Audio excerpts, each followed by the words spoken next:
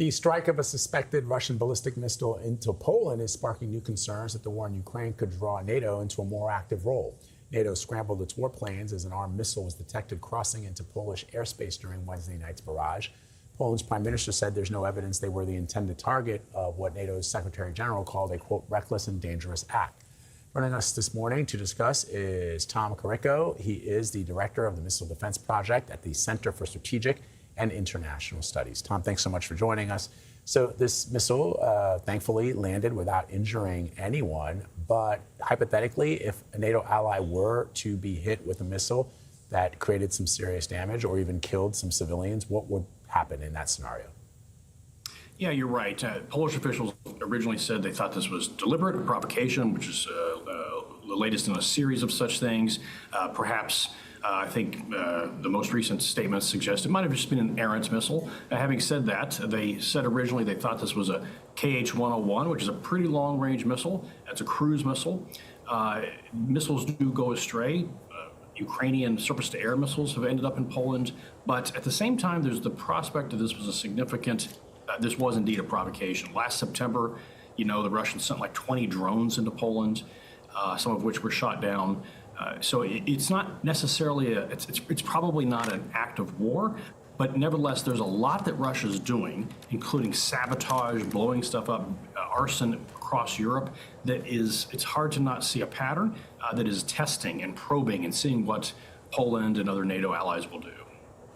As someone who specializes in missile defense and offense, I mean, are you surprised that we haven't seen more cases like this over the course of the 4 years since the Russian invasion? I mean, you mentioned sort of a few of these things that they could be probing. I mean, I guess the question is more from an accidental execution perspective, but also a strategic perspective. Yeah, it's probably a mix. There probably have been both deliberate provocations. Why is it that Russians fly bombers up towards Alaska from time to time? They probe, they see how we respond, they see how our fighter jets scramble, they see when we begin to react. That clues in our detection capabilities. Thankfully, Poland announced or commented that they had detected it going over its airspace and I think scrambled an F-16 to go identify what it was.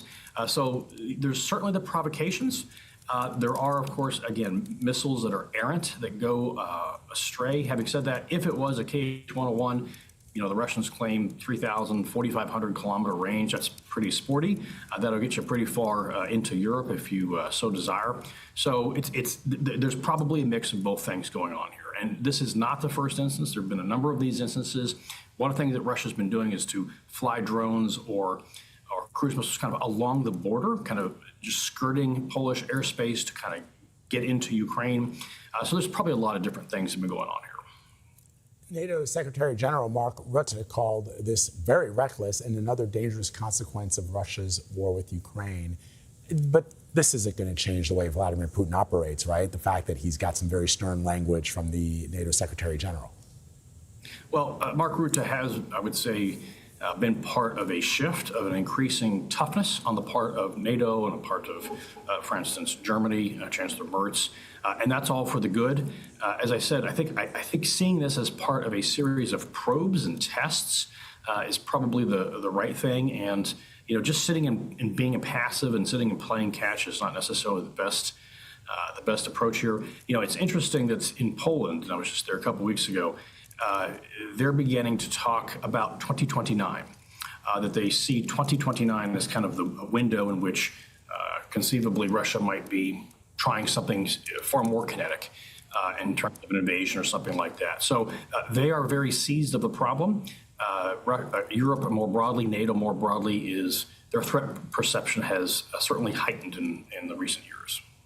All right, Tom Karako with some great analysis for us. Tom, thank you very much. Thank you.